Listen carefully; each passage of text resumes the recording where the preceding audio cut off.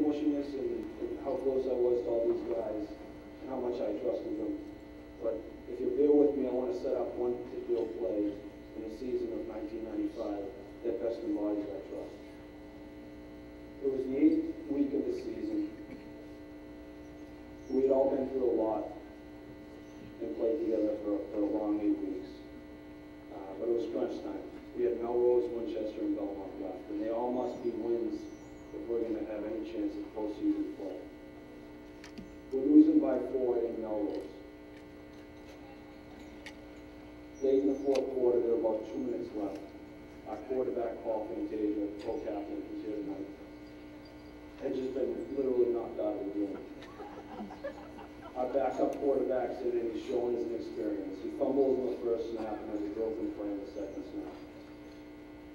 During the 2 broken plays, I happen to see that there's an opening on the right side of the line. The Buster calls for a timeout, and we all gather on the sideline. Immediately, I go over to the head coach. And I said to him, Coach, there's an opening on the right side of the line. And Buster looks at me, kind of funny, and says, Tommy, it's 3rd and forever. And we're on our own 18-yard line. There's no way running off that. But in classic form, 56 Powell was called. We ran off the right side of the line, and needless to say, we ended up scoring an 81-yard touchdown run.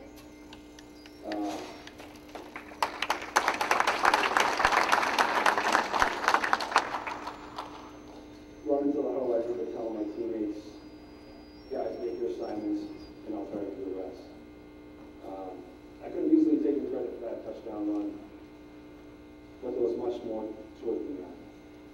I've watched thousands of hours of tape in football, and there was no more perfect play than I've seen at any level in that play.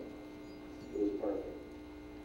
Not just because every player made their assignments, but because every player trusted every other player on the field that day. Buster, although went against all his instincts in his 23 years that he had coached, trusted his team, and I trusted my teammates. But most importantly, my teammates trusted me. That's just an example of the trust that went into making what we had. Some people will never experience that kind of trust in their lives, and we lived it for 15 weeks in the fall of 1995. Football was all I knew, and it's all I ever wanted to do. I was going to be the hometown boy that made it big. I was going to play in the NFL. That year, I got several scholarship offers to play at the next level. I chose to play at a place that at the time was one of the top Division I AA football programs in the country, Boston University. All the better that was down the road, when I was going to play. Unfortunately, in the fall of 1997, after 103 years of existence, Boston University's football program was terminated. I just completed my sophomore year and was battling a number of nagging injuries. My family and I decided it was best that I maintain my scholarship and return to BU and turn my attention to other avenues. I kept myself in shape and stayed busy with rugby, boxing, and other sports I always wanted to try.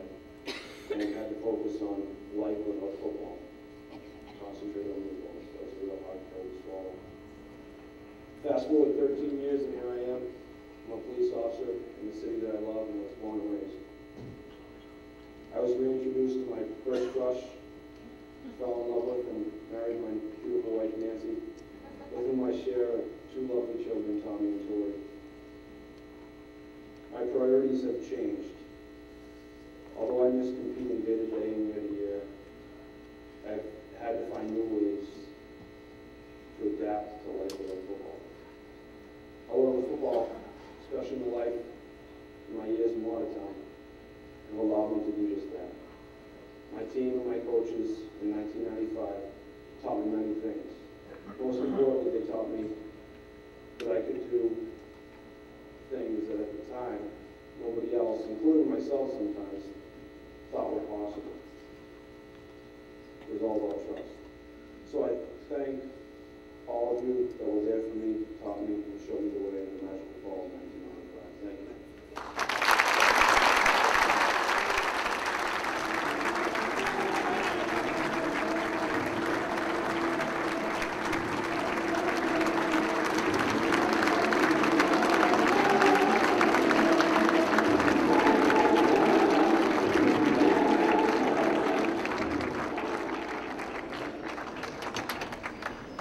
Tommy's great accomplishments at Washington University, and a record that will never be broken, because as he mentioned, they don't play there anymore. He has the longest run from scrimmage in the history of the school, 99 yards.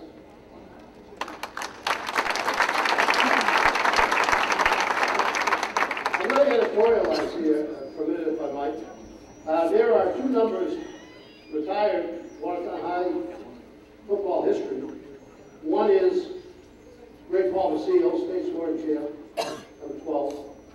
The other one is Bob Capanonis, state scoring champ, number 58. The all-time leading scorer at Watertown High, and one of its greatest players, number is retired.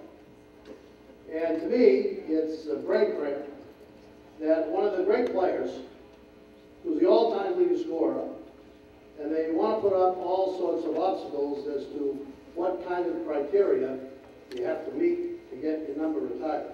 I want to tell you, he meets them all. And that number should be retired next year.